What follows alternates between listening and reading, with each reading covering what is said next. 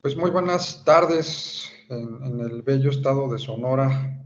Buenas noches por acá en el centro del país. Muchísimas gracias por acompañarnos en esta sesión del programa Máster en Justicia de Adolescentes y Derechos de la Infancia del Instituto Interamericano de Investigación y Docencia en Derechos Humanos. Muchas gracias por acompañarnos.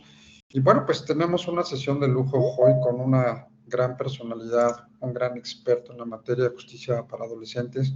Y quiero agradecerle al señor magistrado Gabriel García Correa. Muchísimas gracias por acompañarnos, señor magistrado. Daré lectura muy breve de algunos antecedentes curriculares de nuestro invitado de esta tarde-noche.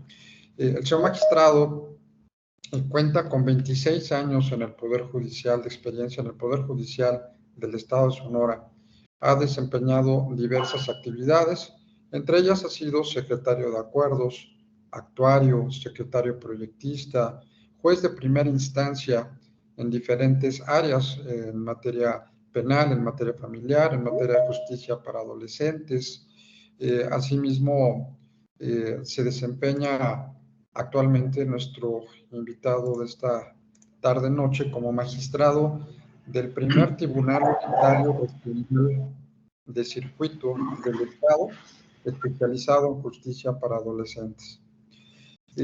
Asimismo, ha colaborado como visitador general en la Comisión Estatal de Derechos Humanos en el Estado de Sonora y dentro de la formación de nuestro invitado de esta sesión, es licenciado en Derecho por la Universidad de Sonora, cuenta con estudios de maestría en Derecho Procesal Penal por la Universidad La Salle, especialidad en Derecho Penal y Criminología por la Universidad de Sonora, especialidad en Administración de Justicia por la Universidad de Sonora, especialidad en Justicia para Adolescentes por el Instituto Superior de Seguridad Pública y especialidad en Justicia para Adolescentes por el Instituto de Ciencias Jurídicas y Forenses.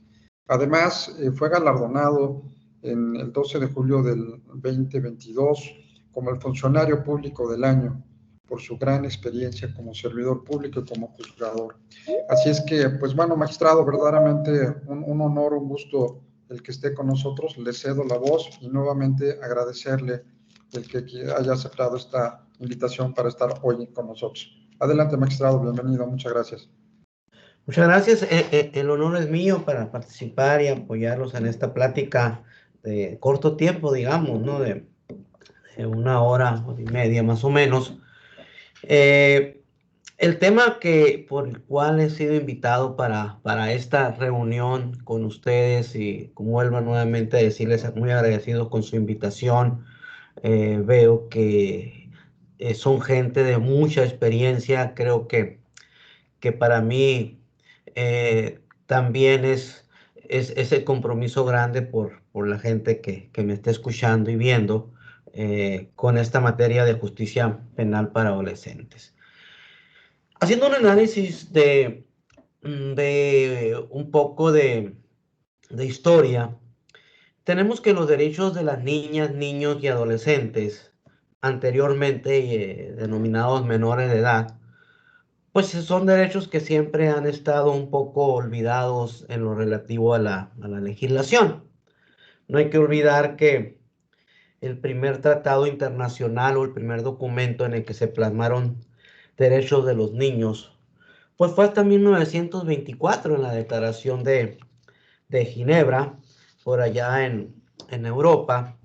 Y la Sociedad de Naciones, que estaba conformada por países europeos, pues adaptó ese primer tratado internacional, digamos, de los derechos de las niñas, niños y adolescentes, pero hasta 1924.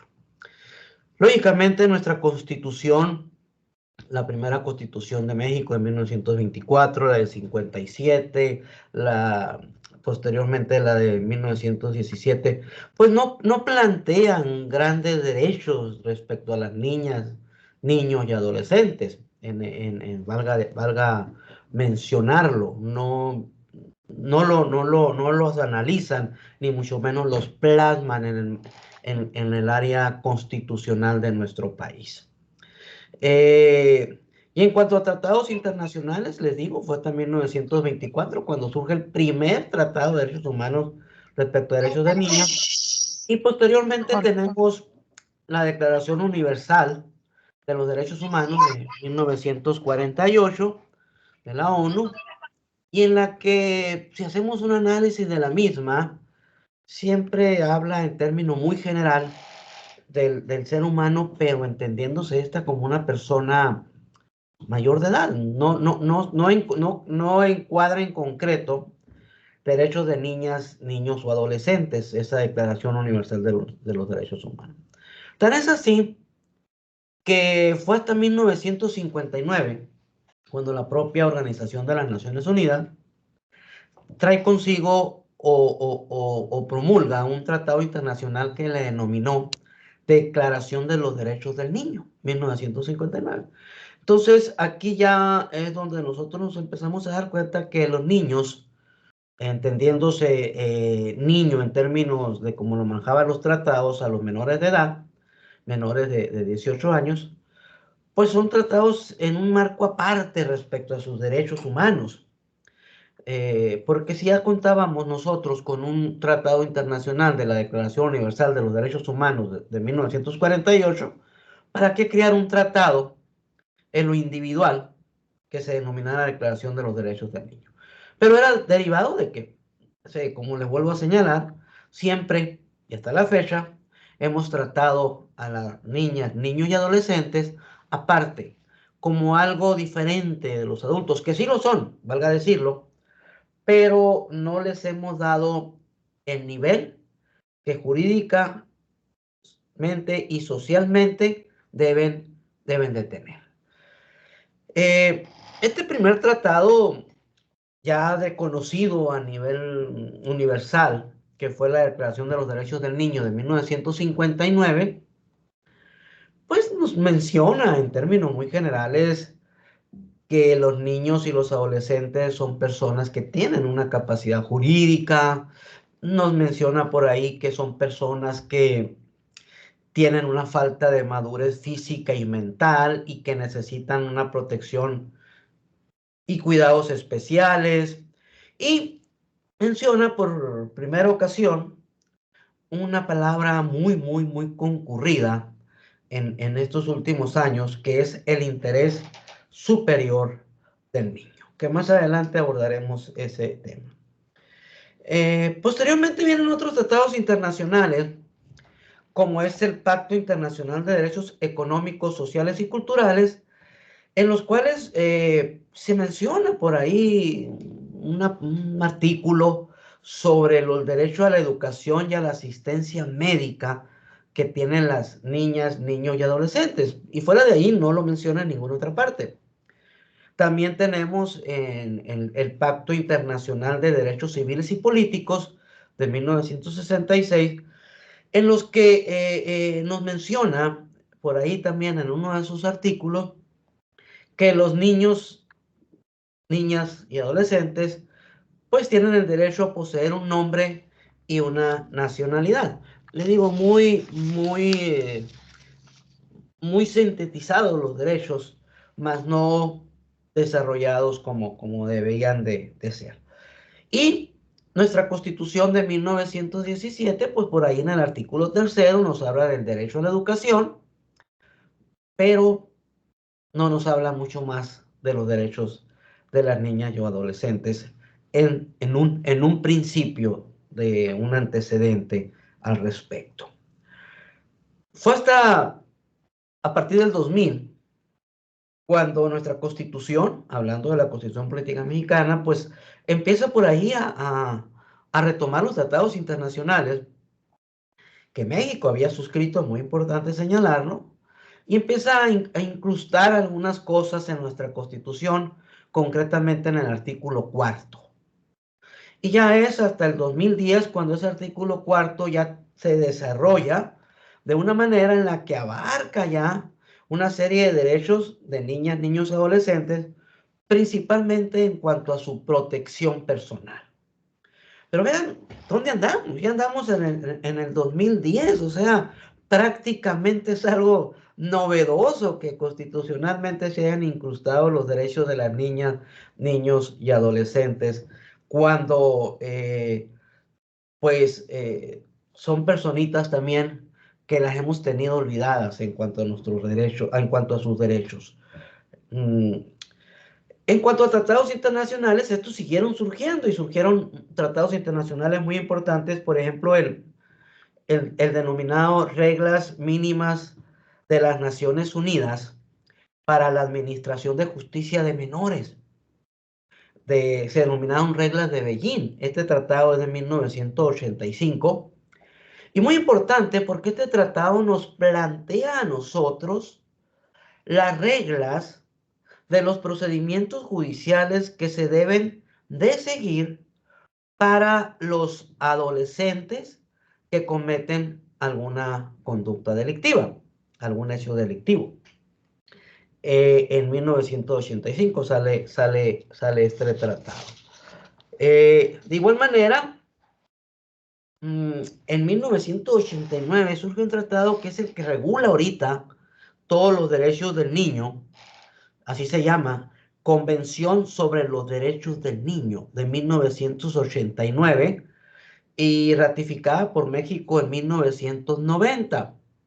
Este tratado pues junta lo que fue la Declaración de los Derechos del Niño y lo que fue lo relativo a las reglas mínimas de las Naciones Unidas para la Administración de Justicia, que son las reglas de Beijing, en un solo tratado al que se le denominó, como les comentaba, Convención sobre los Derechos del Niño.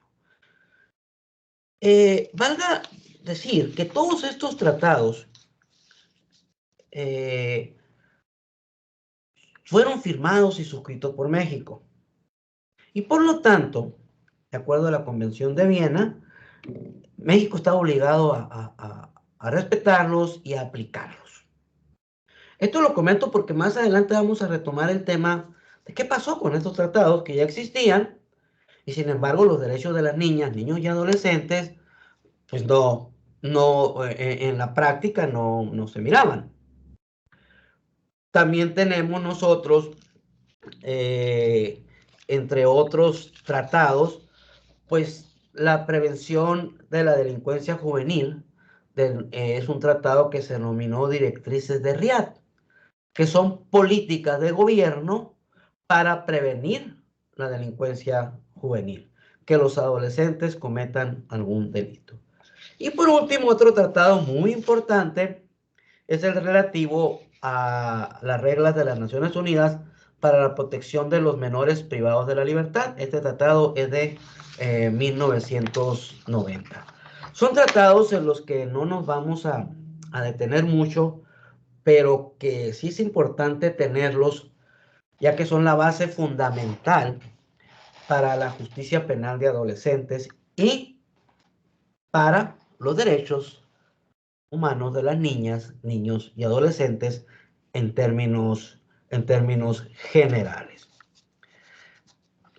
Por allá de 1976 empieza a surgir una filosofía a nivel mundial sobre los respetos de los derechos de las niñas, niños y adolescentes.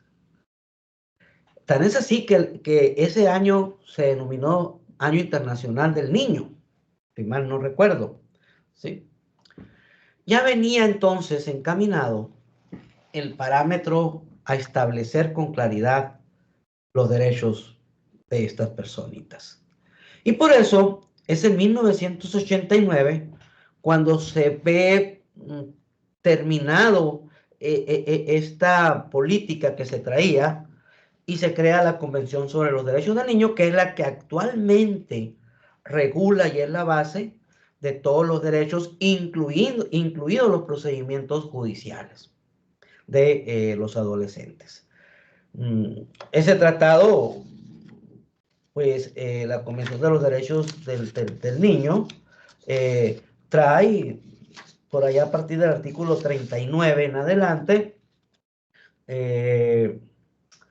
lo relativo al sistema jurisdiccional que debe de seguirse a los adolescentes que cometen algún delito, que ahorita nos vamos a referir a él.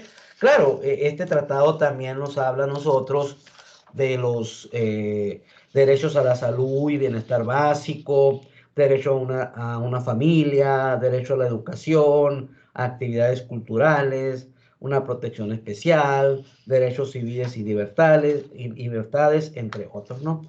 Pero a partir del artículo 39 nos vamos a encontrar con la cuestión jurisdiccional que nos regula el procedimiento judicial para la justicia penal de adolescentes.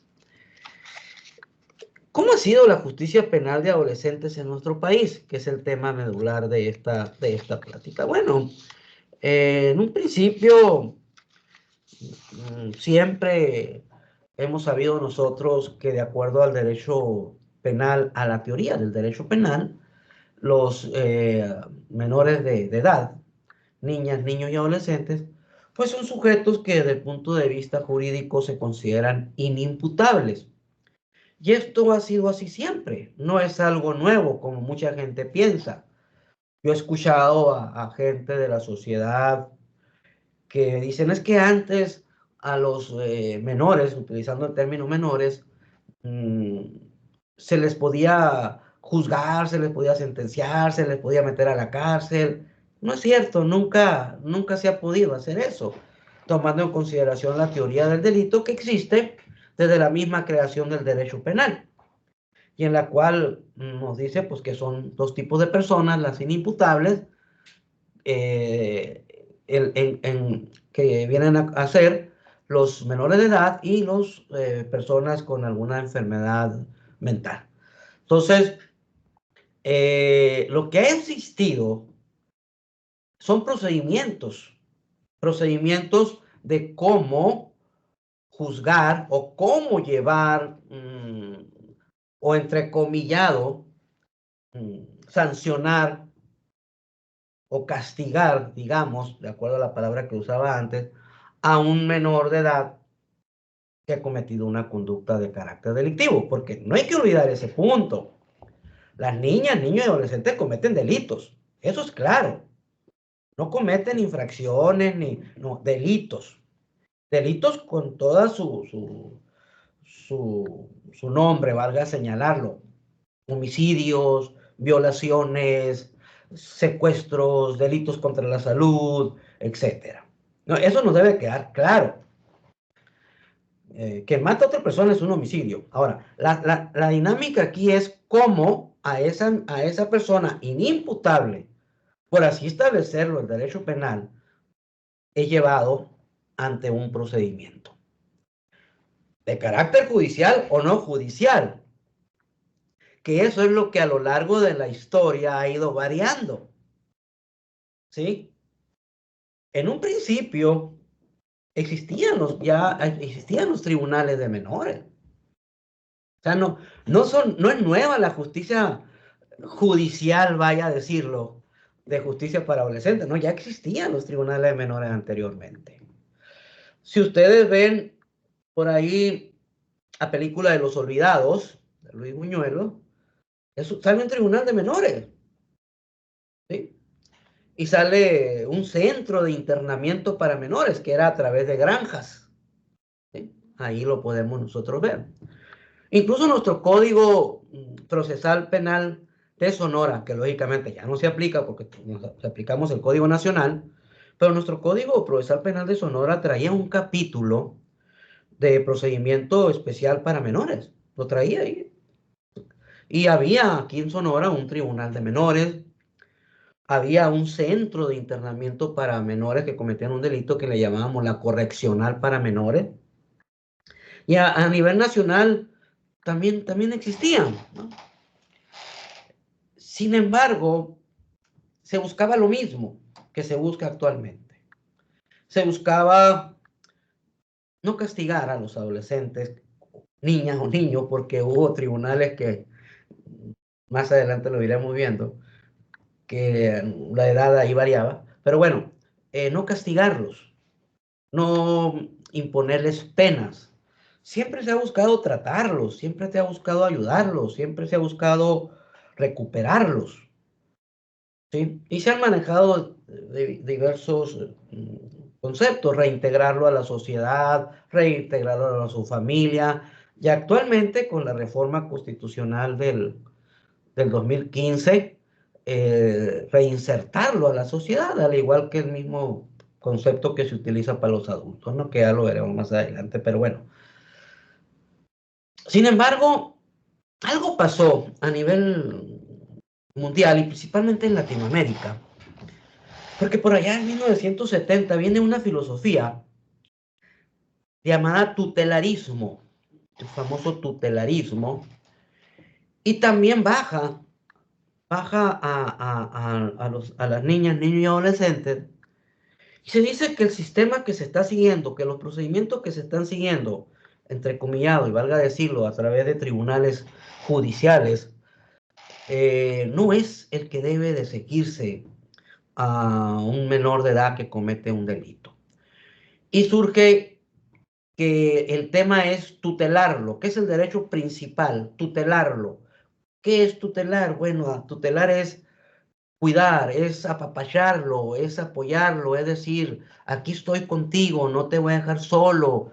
Sé que cometiste una conducta delictiva, pero bueno, algo hay atrás de ti, tu familia, tu sociedad, tus amigos, y vamos a apoyarte, vamos a ayudarte. Y se crea un nuevo sistema que conocimos como los consejos tutelares para menores, los famosos COTUMES. Y existía un COTUME a nivel federal y existían los COTUMES estatales, consejos tutelares para menores. Para allá en 1970 empiezan a surgir, aquí en Sonora surgió en 1972, pero estos sistemas tutelar, que eran los COTUMES, no pertenecían a los poderes judiciales, valga señalarlo, pertenecían al poder ejecutivo, ejecutivo federal y ejecutivo estatal. Por lo tanto, no era un procedimiento judicial. Entonces, si un adolescente cometía un delito, se era llevado al COTUME. Dependiendo del delito, pues COTUME federal o COTUME estatal.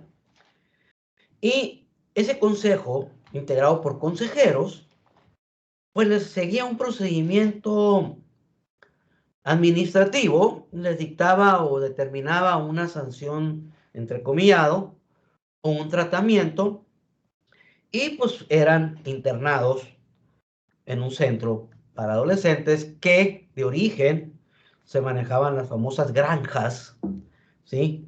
Y que fueron siguiendo también ese paso con el Consejo Tutelar para menores, ¿no? Las granjas de internamiento. Pero este consejo tenía ciertas, no era malo en esencia, valga decirlo, pero desde el punto de vista jurídico y de acuerdo a los tratados internacionales ya existentes y suscritos por México, pues no cumplían con los mismos.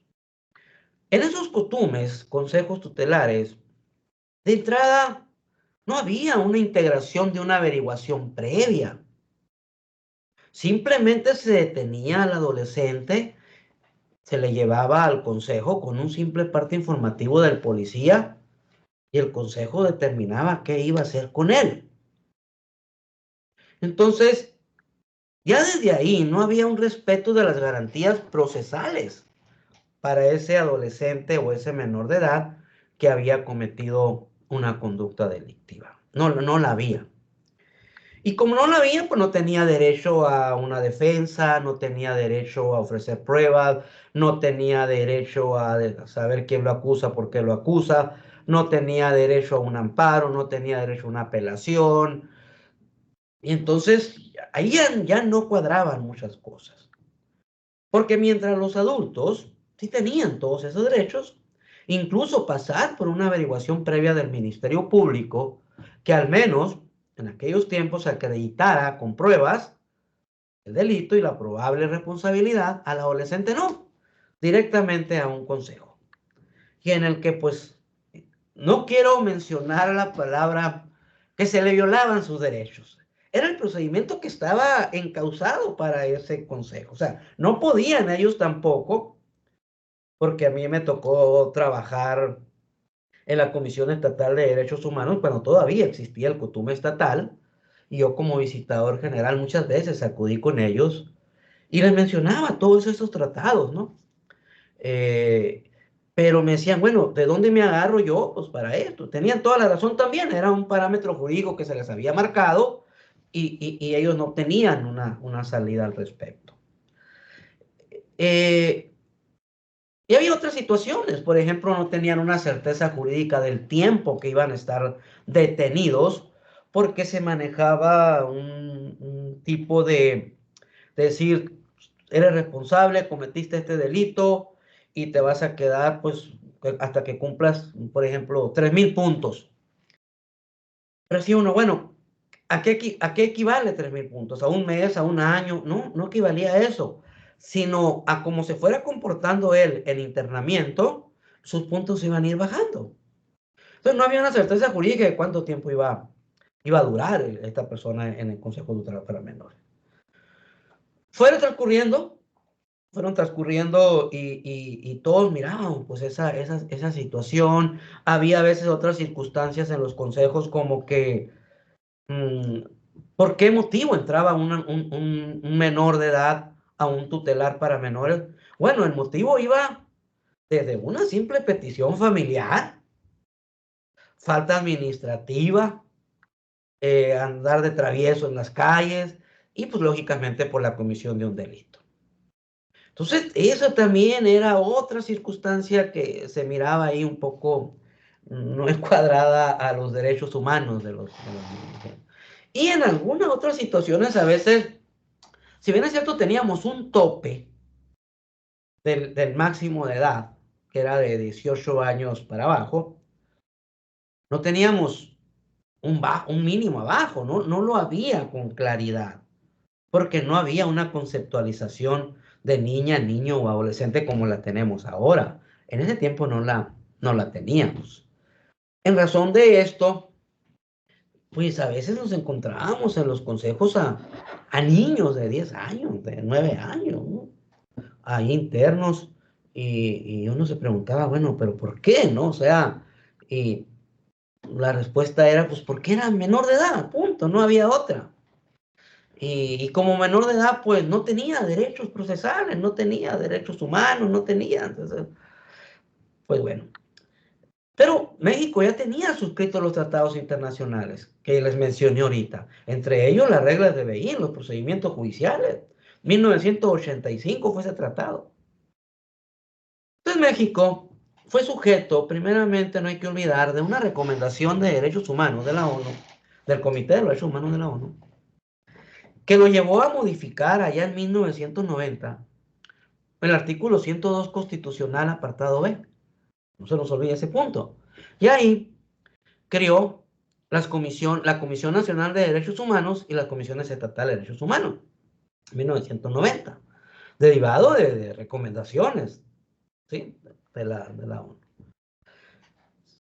Sin embargo, en cuanto a la justicia de adolescentes, no se hizo nada en ese momento, sino que tuvo que venir otra recomendación, esta del Comité de los Derechos del Niño de la ONU, por allá en 1998, 99, por ahí, donde le dijeron a México, oye, el sistema tutelar que tú manejas, el COTUME, no es acorde a los tratados internacionales. No es así como debe de irse el lineamiento de la justicia para adolescentes. Tienes que hacer algo ahí porque pues hay violación de derechos humanos de esto, de aquello, y le sacaron una recomendación a México en ese aspecto. No medio aceptó México y viene una segunda recomendación, ¿sí? Que conllevó a que en el año del 2005 se reformara la Constitución Política de los Estados Unidos Mexicanos en su artículo 18 constitucional. Algo muy raro y extraño, no por la reforma, sino por el artículo. Porque ese artículo, desde la creación de la Constitución del 17, nos manejaba a nosotros o nos hablaba del sistema penitenciario. Es el artículo que regulaba el sistema penitenciario y lo sigue haciendo todavía, regular el sistema penitenciario. Sin embargo, nuestros legisladores de aquel tiempo, del 2005, reformaron ese artículo 18 constitucional y ahí introdujeron, ¿sí?, la justicia penal para adolescentes, el sistema integral de justicia penal para adolescentes. Y nos hicieron una mezcla que si no la sabemos manejar nos enreda. Porque el sistema integral de justicia penal para adolescentes, ahorita uno agarra el artículo 18 constitucional desde el 2005 y va a darse cuenta que el párrafo primero, segundo y tercero, ¿sí?, es del sistema penitenciario. Pero cuando entras al párrafo cuarto, quinto y sexto, el sistema integral de justicia penal para adolescentes. Y luego ya séptimo, octavo y noveno, el sistema penitenciario.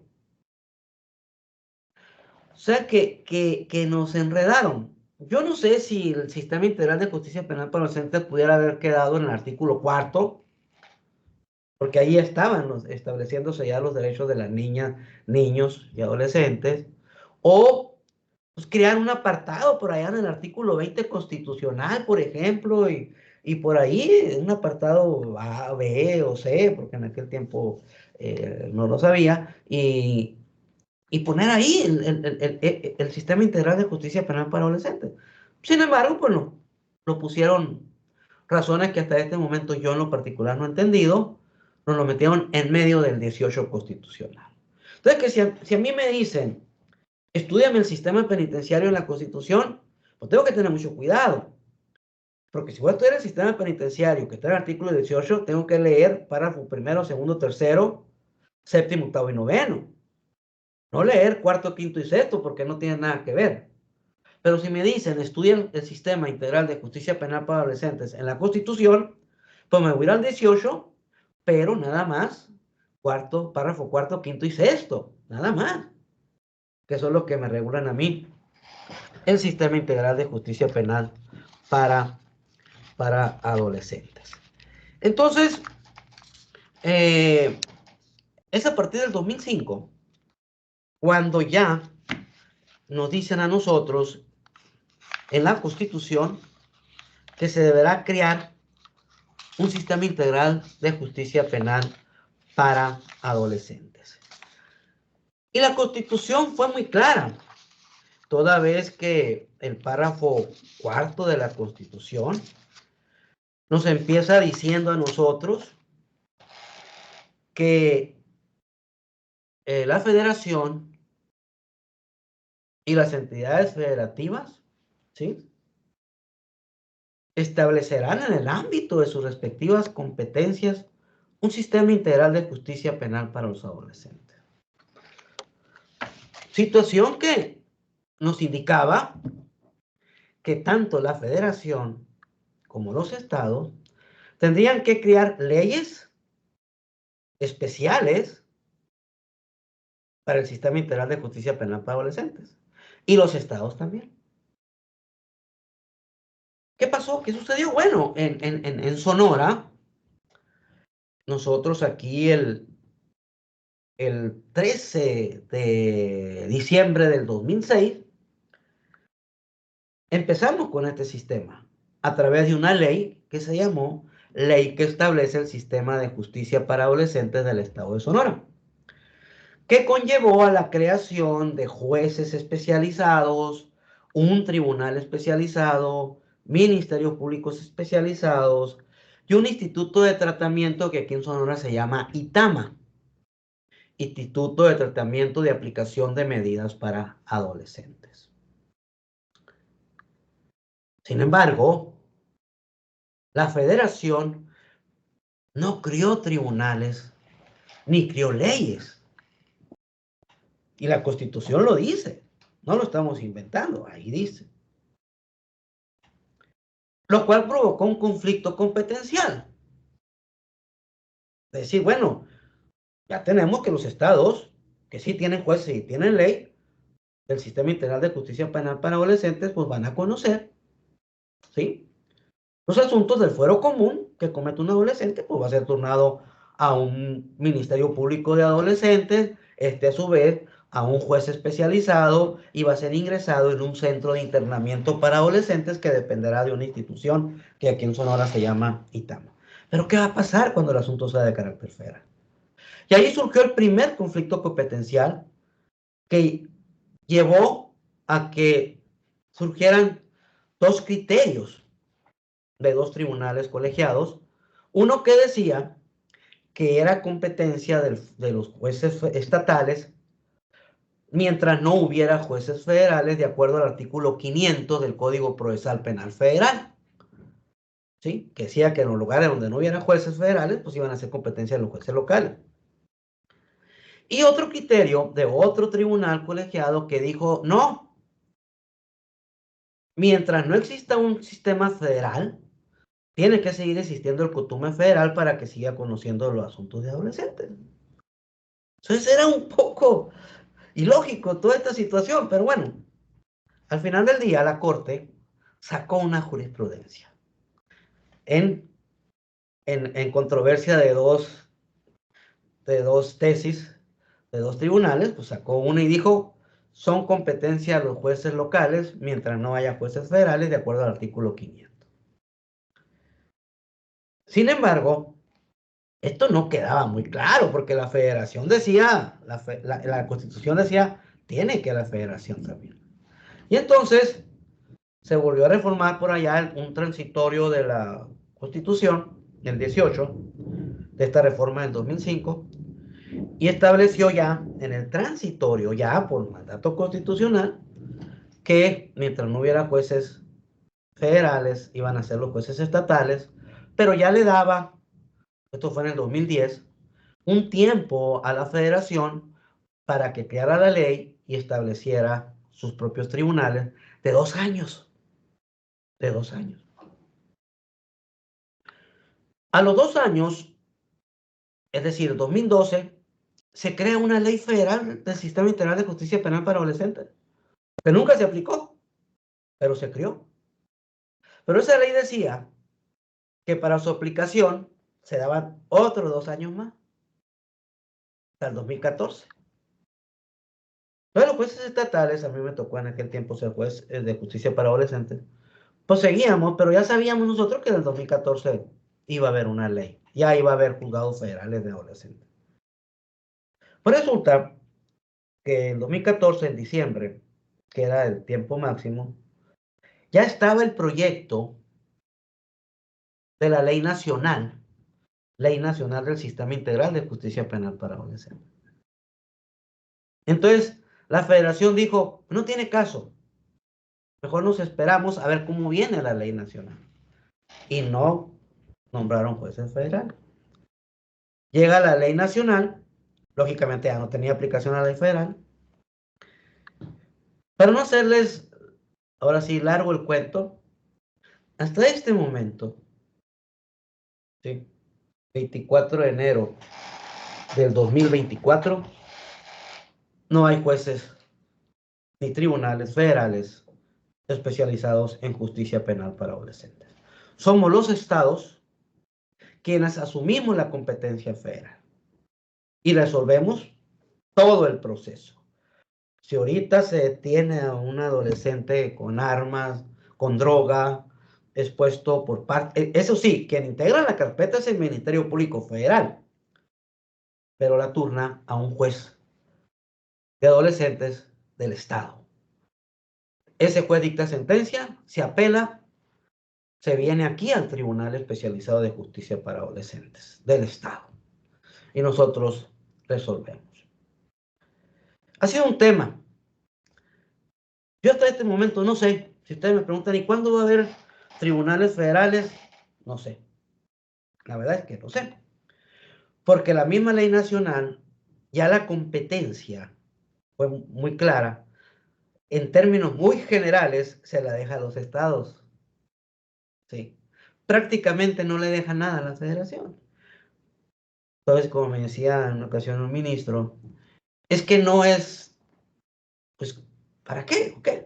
Pero bueno, esperemos que en algún momento lo hagan, porque de hecho ahorita hay una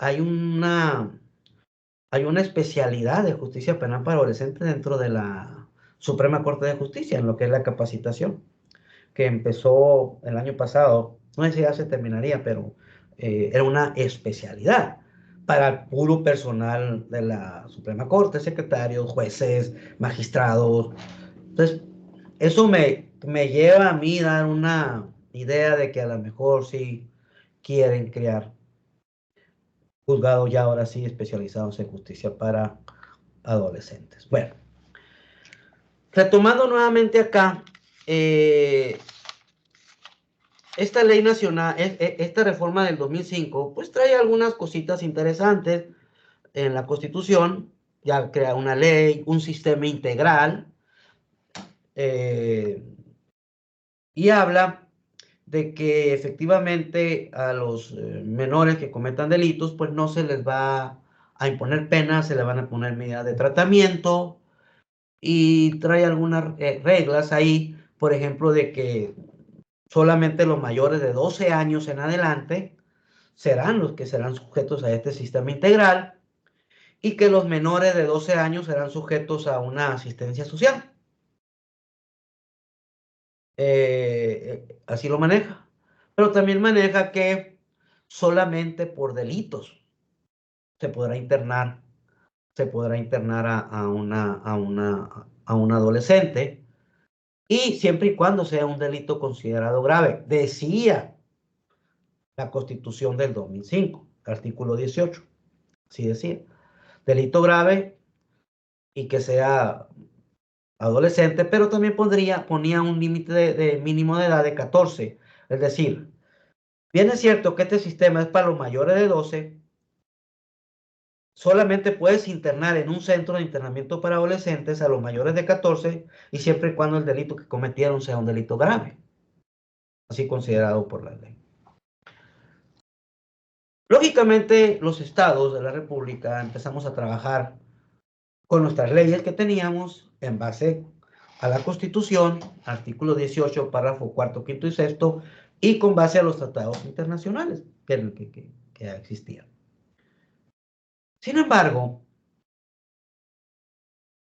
nosotros pensábamos que estábamos trabajando muy bien,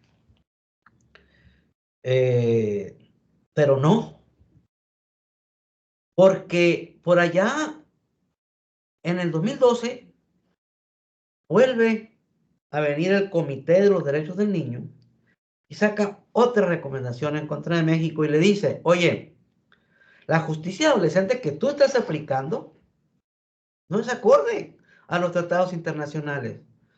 ¿Cómo no? Le dice México. Si yo lo hice conforme a tus tratados, lo hice conforme a lo que tú me dijiste.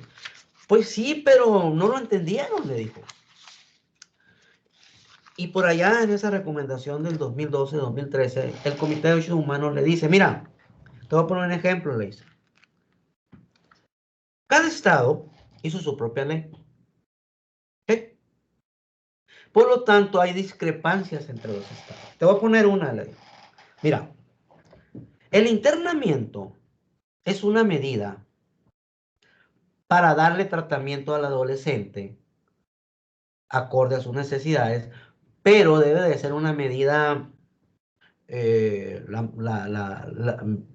ya cuando no haya opción de otras, ¿sí? Es como último recurso el internamiento. Sin embargo, están haciendo uso indebido del internamiento, porque por todo interna. Pero el tiempo de internamiento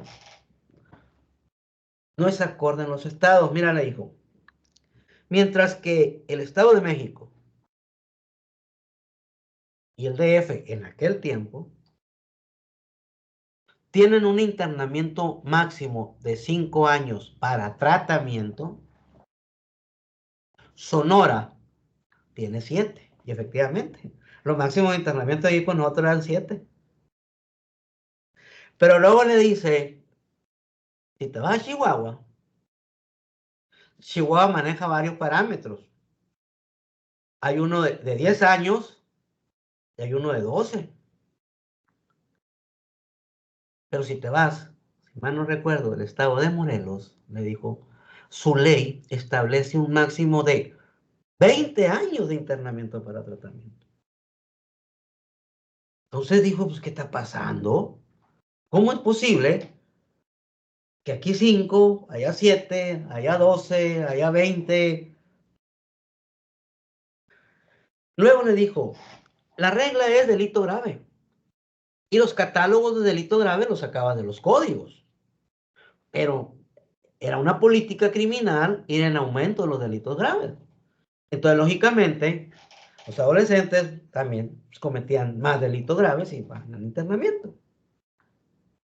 Y entonces los centros de internamiento estaban rebasados. Y luego le dijo, hay otro gran problema. La justicia de adolescentes, y lo dicen los tratados, y lo dice la Constitución, es una justicia especializada. No cualquiera puede intervenir en un procedimiento judicial. No cualquiera puede ser juez de justicia para adolescentes. No cualquiera puede ser Ministerio Público de Justicia para adolescentes. No cualquiera puede ser magistrado de justicia para adolescentes. Tienen que ser especializados. Y la especialización requiere una capacitación académica. Requiere conocimientos sobre los derechos de las niñas, niños y adolescentes. Requiere conocimiento sobre derechos humanos. Requiere conocimiento sobre derechos de familia. Requiere conocimiento sobre el manejo con adolescentes. Y sin embargo, no hay una regulación en ese aspecto. Y lógicamente también pues, le comentó que las políticas criminales pues no se estaban aplicando. Pero luego le dijo, tú en el 2008 creaste un sistema de juicio oral en tu constitución muy garantista. Sí, le dijo México. Sí, pero se lo creaste a los adultos. No se lo pusiste a los adolescentes. ¿Por qué? Los adultos, los menores, no deben tener menos derechos que los adultos, decía en la recomendación.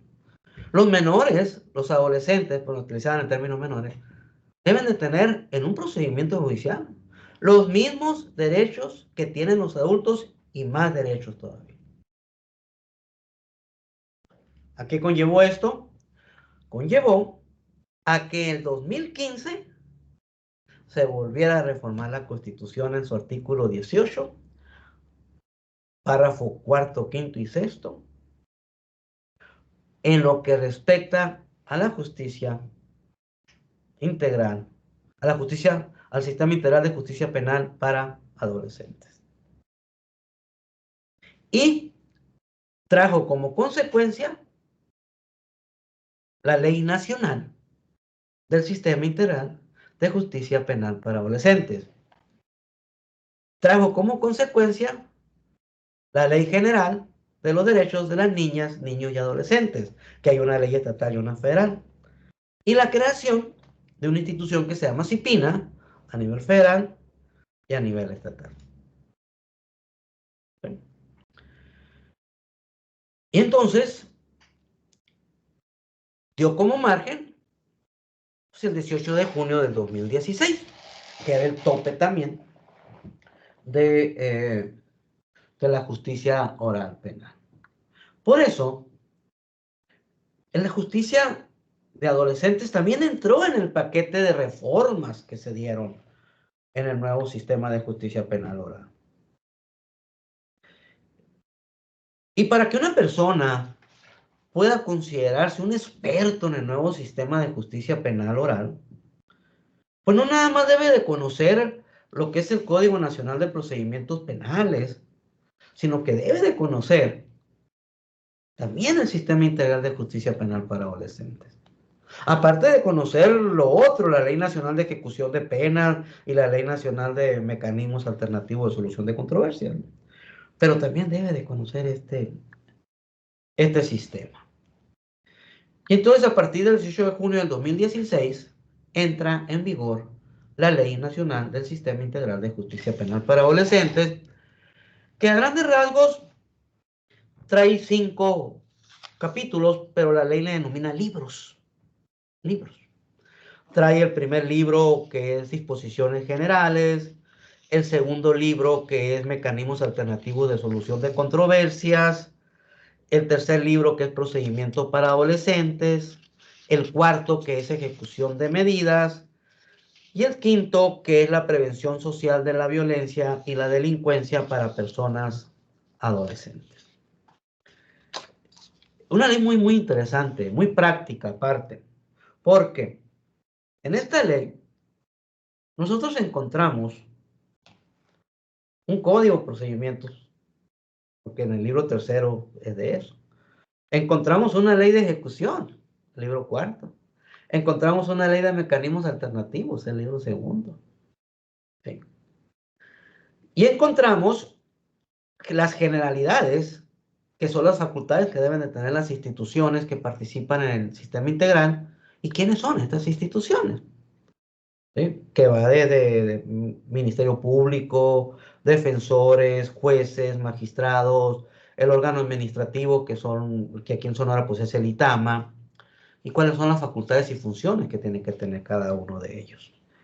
Pero también nos presenta las políticas que deben de seguir los gobiernos en la prevención de la delincuencia juvenil. Pero si nosotros analizamos cada capítulo de esta ley nacional, es un tratado internacional de los que ya mencionamos.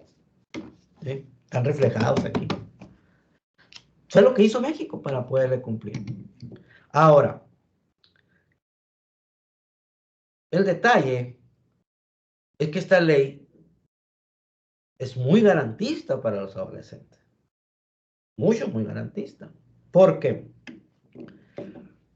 Primero, algo muy importante. En la reforma del 2015 ya se estableció a nivel constitucional que adolescente es la personita que está entre 12 y 18 años. Y que este sistema y que esta ley se aplica a esa personita denominada, ahora sí, constitucionalmente adolescente. Porque anteriormente no decía de 12 años, pues no mencionaba la palabra adolescentes. Ahora sí la menciona la Constitución. Y también menciona la Constitución niñas y niños, tanto en el artículo 4 como en el propio artículo 18, cuando dice que los menores de 12, los niños, eran sujetos a la asistencia social. Entonces ya nosotros, por eso la Corte ya sacó y determinó que ya no podemos decir menores de edad porque había confusión. Ahora no. Si yo me refiero a un niño o una niña, estoy hablando de una personita menor de 12 años. Si me refiero a un adolescente, estoy hablando de 12 a 18 y que es un sujeto a la competencia del Sistema Integral de Justicia Penal para Adolescentes. Pero también en la ley nacional hay otro concepto que es persona adulta joven, que son aquellos mayores de 18 años, pero que cometieron una conducta delictiva siendo menores de 18, es decir, siendo adolescentes.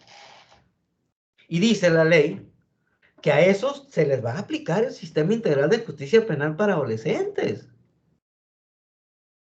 No van a ser juzgados como adultos. Y se han presentado casos donde, por ejemplo, un adolescente de 17 años, 11 meses, comete ahorita un homicidio, huye, no lo detienen, pero ya se sabe quién es, se le integra la carpeta de investigación. Y igual, en este sistema también hay la orden de aprehensión, aunque aquí se llama orden de detención, pero es la orden de aprehensión. Entonces se le manda la orden de aprehensión y es detenido, vamos, a los 3 años, pues ya va a tener 21 casi. ¿Sí? Se le va a detener y no se le va a ingresar a un cerezo o a un ceferezo, no. Se le va a poner a disposición del juez de adolescentes que libró esa orden y se va a ingresar al centro de internamiento para adolescentes. Y si le dan lo máximo de internamiento que trae la ley, que son 5 años, pues ahí va a estar a los 26 años, va a salir, pero va a estar en el centro de internamiento. No es que cumpliendo los 18 ya se le va a ingresar a un cerezo o se le va a dejar en libertad. No, no, no, no, no. Se le va a seguir el proceso como adolescente. ¿Sí? Hace poco a nosotros nos tocó un caso de que detuvieron a una persona de 29 años por un homicidio. Lo detuvieron como adulto. Sin embargo, estando en el proceso, se determinó que el delito tenía, cuando lo cometió, tenía 17 años, 11 meses y le faltaban como 2 días para cumplir los 18. Declinaron la competencia al juez de adolescentes. Sin embargo, allí en cuanto a la prescripción, que es muy diferente, se le aplicó la prescripción de los adultos, claro, no había prescrito, apelan aquí con nosotros, pero él estaba interno en el centro para adolescentes, porque en cuanto se declinó la competencia, a él se le internó en el centro para adolescentes y tenía 29 años.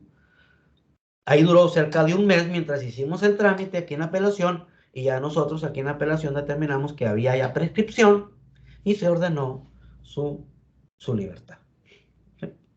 Ahora bien,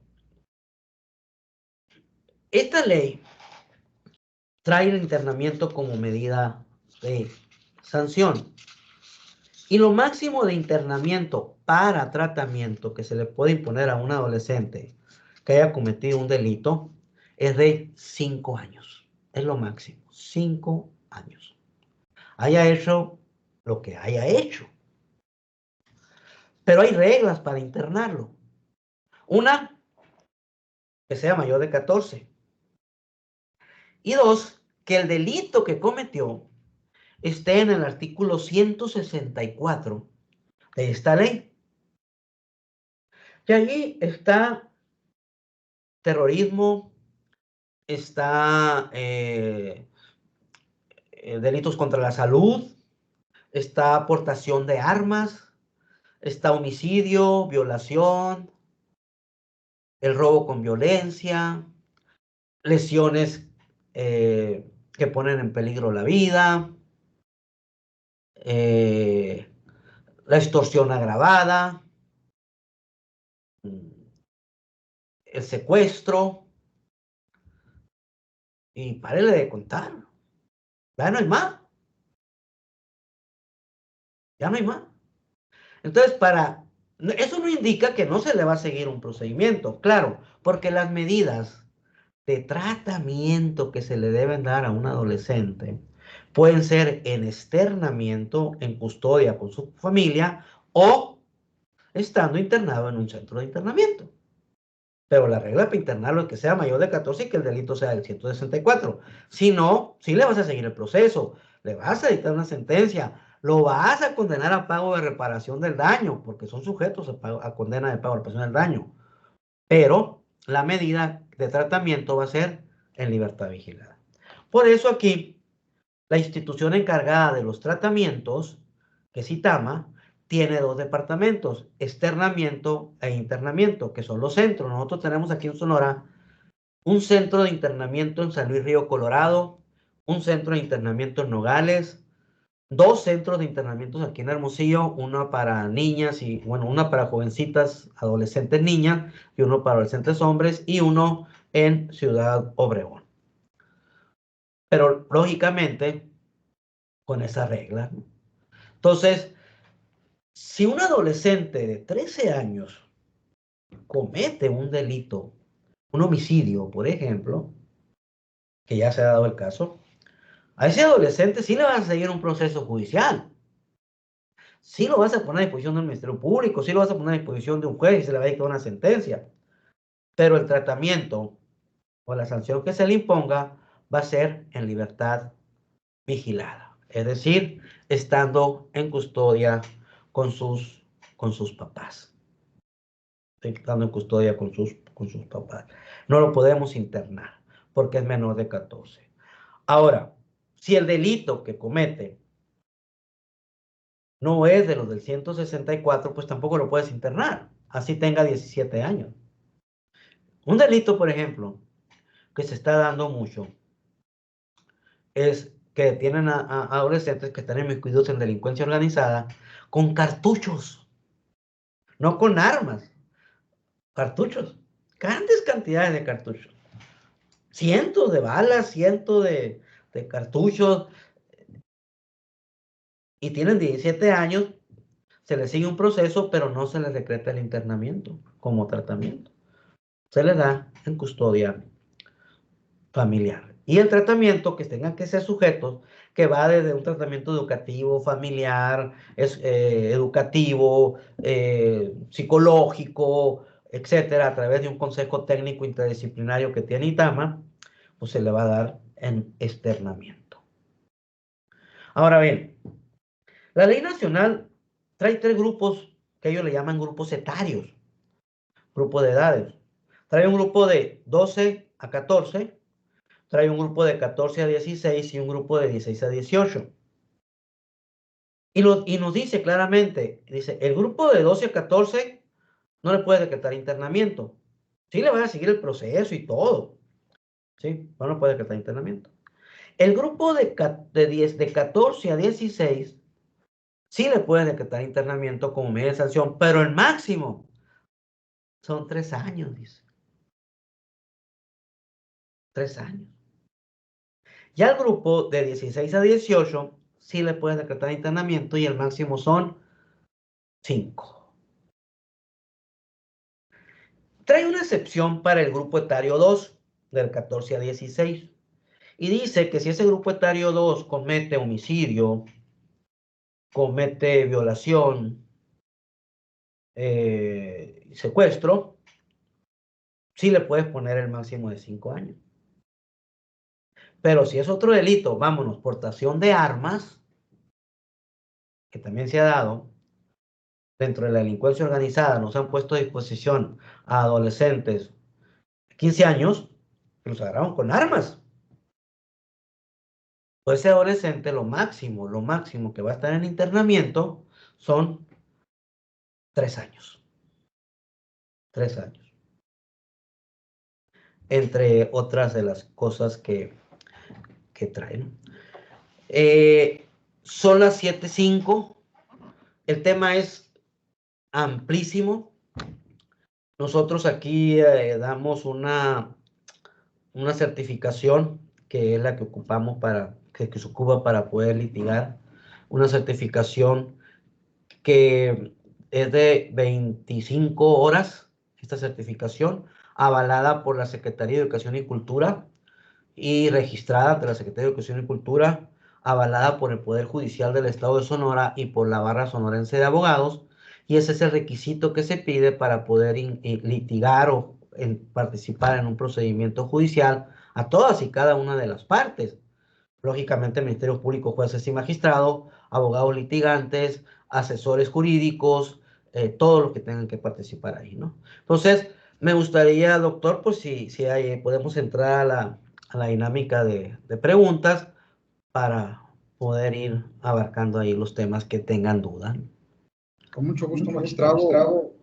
Quiero felicitarlo porque nos llevó de la mano en un tema tan interesante, tan técnico, tan especializado, que bueno, ni parpadear, créame, de todo lo que usted estaba comentando. Quisiera rápidamente pedirle su opinión en relación a lo que se manejaba mucho en las aulas, en los foros, de disminuir la edad penal, que decían que por la misma comisión de los delitos generados por personas que no tienen esta edad de adulto y que pues era una especie como de beneficio, digamos, por la edad, y algunos proponían la disminución de la edad penal. Y también preguntarle, a reserva de que ahorita, por favor, quien quiera participar nos lo haga saber, si es posible poder participar, aunque no estemos en Sonora, de esta certificación que usted comenta, si es viable. Digo, sabemos que está emitida por el Tribunal Superior de Justicia, la Barra, etcétera, la Secretaría de Cultura Estatal, pero bueno, finalmente la materia de adolescentes es federal, ¿no? Y se está acreditando Así es. este tipo de experiencia, y creo que a muchos de los que estamos aquí pudiera ser un agregado más interesante. Entonces serían estos dos planteamientos y abrimos, por favor, quien quiera hacerle alguna pregunta al señor magistrado, si quisiera alzar la mano y con gusto le cedemos la voz. Gracias, magistrado. Ok, primeramente, en cuanto a la primera pregunta que hace usted, miren, siempre ha sido una discusión si el adolescente, el menor de 18 años, sabe o no sabe lo que hace, ¿no? Siempre se ha dicho, no es que un muchachito de 15 años ya sabe, ya conoce. La verdad es que desde un punto de vista biológico, de un desarrollo físico, no lo sabe. Y le voy a explicar más o menos rápido así el por qué. Nuestro desarrollo físico nos lleva a que nosotros dentro de nuestra área cerebral, digamos, tenemos una parte que es la que nos permite a nosotros tener la capacidad de entender y comprender los actos que nosotros realizamos y las consecuencias de esos actos. Es decir, comprendo que el disparo mato, pero ¿qué consecuencias tiene eso? No llegamos a ese nivel si no tenemos ese desarrollo. Este desarrollo mental, y hay estudios, se alcanza, según países europeos, hasta los 25 años. Por eso es que algunos países europeos, la mayoría de edad es hasta los 25 años. ¿Sí? En Estados Unidos es a los 21. Aunque en Estados Unidos hay algo muy importante. En Estados Unidos, dice, el límite, la mayoría es a los 21. Hasta los 21 te permito licencia, hasta los 21 te permito ingerir alcohol, hasta los 21, etc. Sin embargo, en Estados Unidos, sí tienen ellos el parámetro, es decir, si uno menor de 21 comete un delito, vamos a hacerle un análisis, vamos a examinarle a ver qué tan desarrollado está, para ver si ya cumplía con el desarrollo que lo llevara a entender y comprender, y si es así, lo vamos a juzgar como adulto. Si no, pues lo llevamos al sistema de adolescentes que ellos tienen. Cosa que no pasa aquí en México. Ahora, ¿México qué dijo? Bueno, dijo, ¿yo qué voy a hacer? Y dijo, me voy a agarrar entonces de 18 años para establecer la mayoría de edad y la minoría de edad. Pero ¿de dónde sacó México ese 18? ¿De dónde lo tomó? Porque constitucionalmente no estaba. Fue hasta el 2005 cuando lo puso en la reforma constitucional, el artículo 18. Antes los estados, había estados, incluyendo Sonora, que en un tiempo tuvimos la edad mínima, o sea, 16 años. Otros estados tenían 17, otro por allí tenía hasta 19. Pero ¿de dónde agarró ese 18 México? Bueno, México lo agarró del Tratado Internacional de la Convención de los Derechos del Niño, que dice, niño es toda persona menor de 18 años. Entonces México dijo, yo no me voy a meter en el problema de Estados Unidos de andar viendo si estaba desarrollado o no estaba desarrollado, si agarro el concepto y agarro el número que me está marcando la Convención de los Derechos del Niño, tratado al cual estoy suscrito y tengo la obligación de obedecer, y entonces lo agarro y constitucionalmente digo, a partir de los 18, punto. Sin discutir si tiene o no tiene la capacidad el de 19 o si tiene o no tiene capacidad el de 17. Y así nos quedamos. El tema puede dar para discutirse, pero desde el punto de vista jurídico, yo le digo a veces a los abogados, le digo, ¿qué razón tienes de discutirlo si al final del día la Constitución y la ley te dicen 18?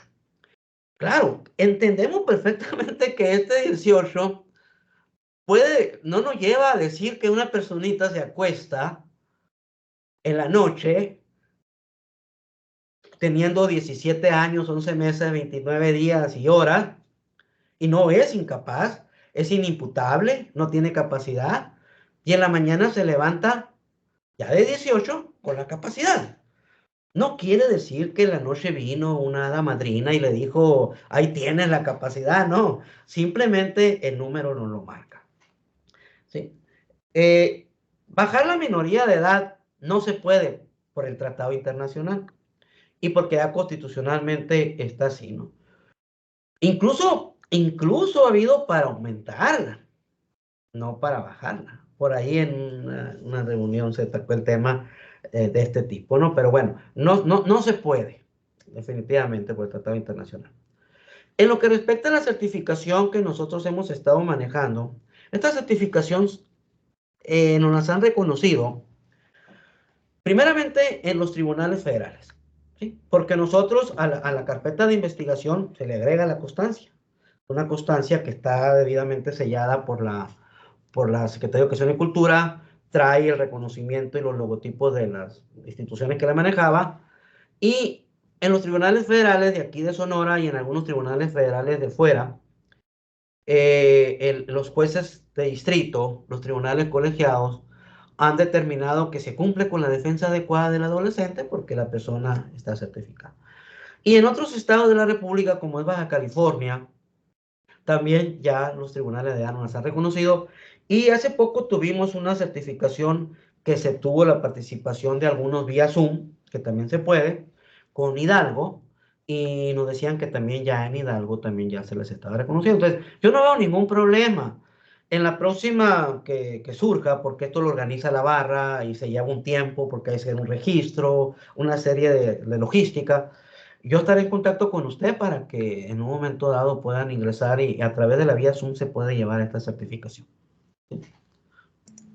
Perfecto, muchas gracias, magistrado. No sé si alguien quisiera hacerle alguna pregunta, alguna observación, comentario en relación a la sesión de esta noche ya.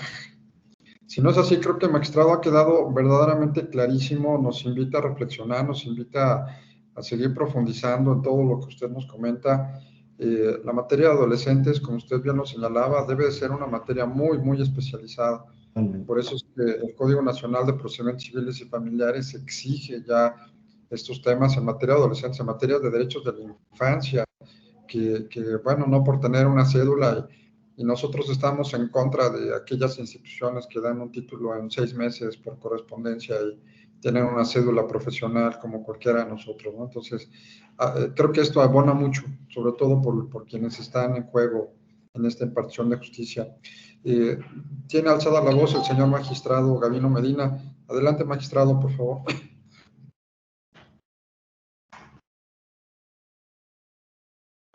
Sí, muchas gracias, Sergio. Una pregunta, magistrado, es para saber sobre la implementación de la justicia terapéutica. ¿Cómo está el sistema integral de adolescentes en cuanto a la implementación de la justicia terapéutica?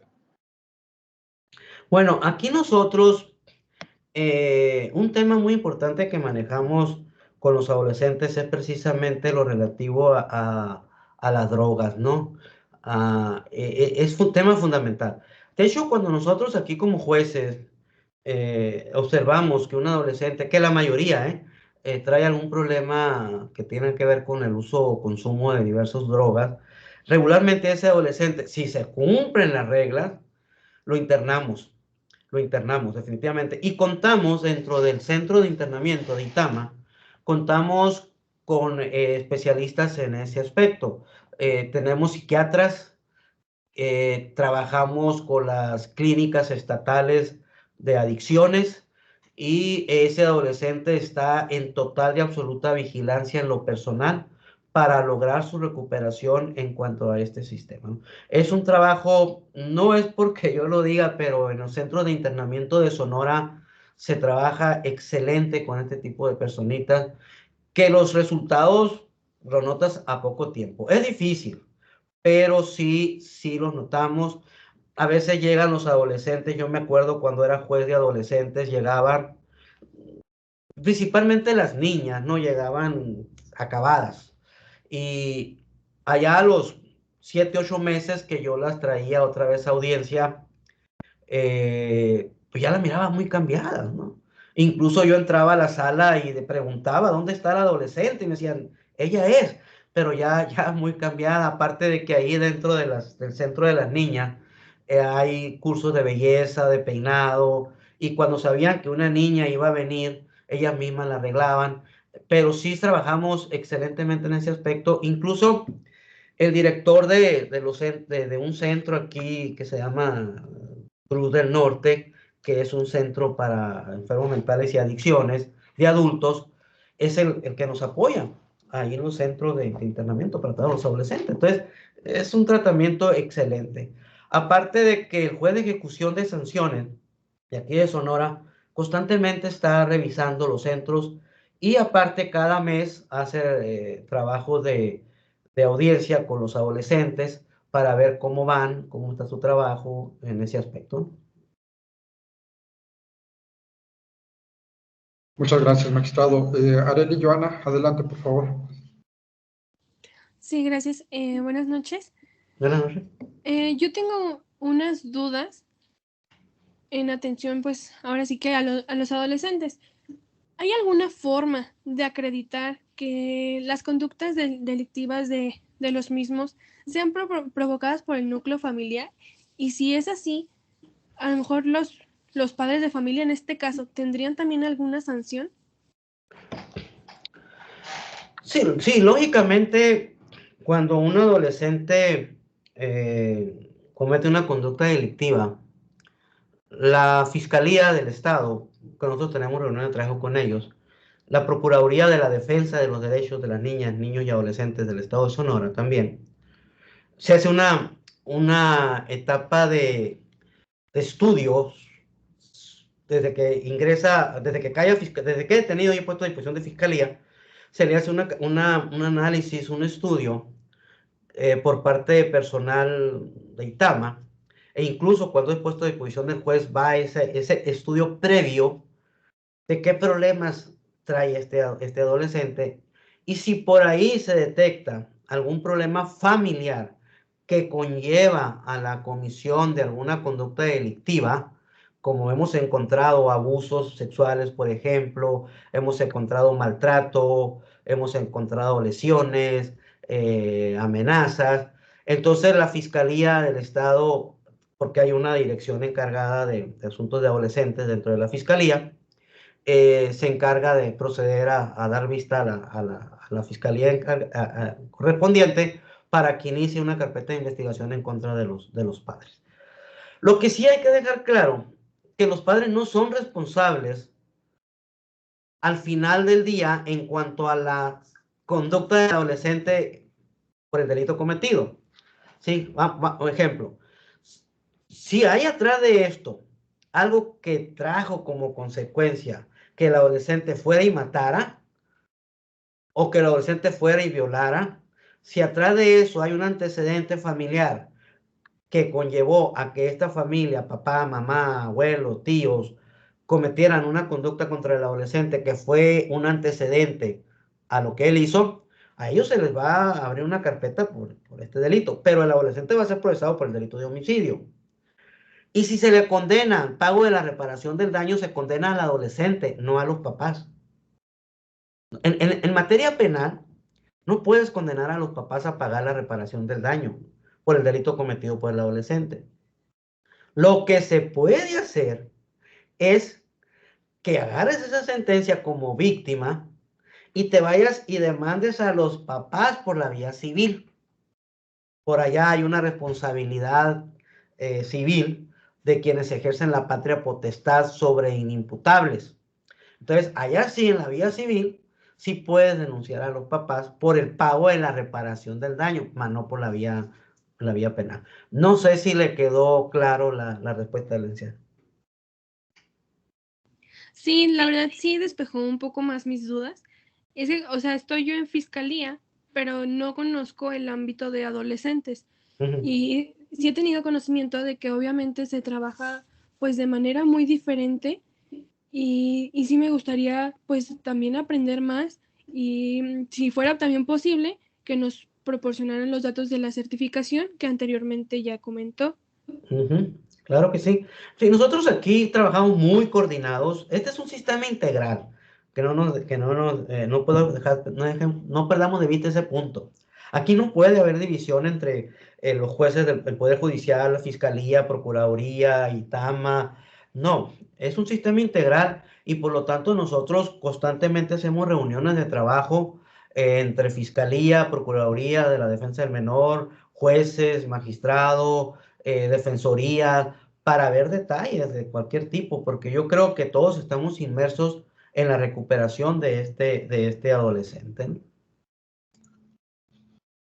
Pues muchísimas gracias, magistrado. Como le comentaba, verdaderamente es un tema apasionante, un tema que hay que seguir profundizando, un tema pues que da para mucho. Y bueno, creo que la cátedra, así lo podemos llamar, que nos dio usted en esta sesión, de tantas cosas importantes que debemos tomar en consideración, pues tiene un gran valor para todos los que estuvimos aquí presentes. Así es que, pues, magistrado, nuestra admiración, nuestro respeto. Muchísimas gracias por haber aceptado estar con nosotros en esta ocasión. Ojalá podamos estar en comunicación para temas futuros en relación a adolescentes y pues agradecerle verdaderamente el tiempo que nos dedicó para ilustrarnos en todos estos aspectos tan interesantes con su vasta experiencia como experto en justicia de adolescentes. Muchísimas gracias, señor magistrado. No, gracias a ustedes y de veras, en cuanto tengamos conocimiento de alguna certificación que se puede llevar vía Zoom también, yo me pongo en contacto con usted, doctor, para que le haga del conocimiento a los compañeros. Y yo estoy a sus respectivas órdenes. Por ahí el doctor tiene mis datos, tiene mi correo, tiene mi teléfono y cualquier duda, cualquier cosa que yo los pueda apoyar desde aquí de Sonora, con muchísimo gusto lo hago, ¿no? Estamos a sus respectivas órdenes. Y agradezco de veras la invitación, doctor, para estar ante ustedes, que es gente bastante capacitada, no me queda la menor duda, y más que se interesa por estos temas tan importantes, ¿no? Muchas gracias a todos y de mi parte, pues les mando un fuerte abrazo y estamos a sus respectivas órdenes. Muchas gracias, magistrado. Gracias, Muy buenas noches. a todas que nos hicieron el honor de acompañarnos. Muchísimas gracias. Nos vemos. Gracias. Muchas gracias.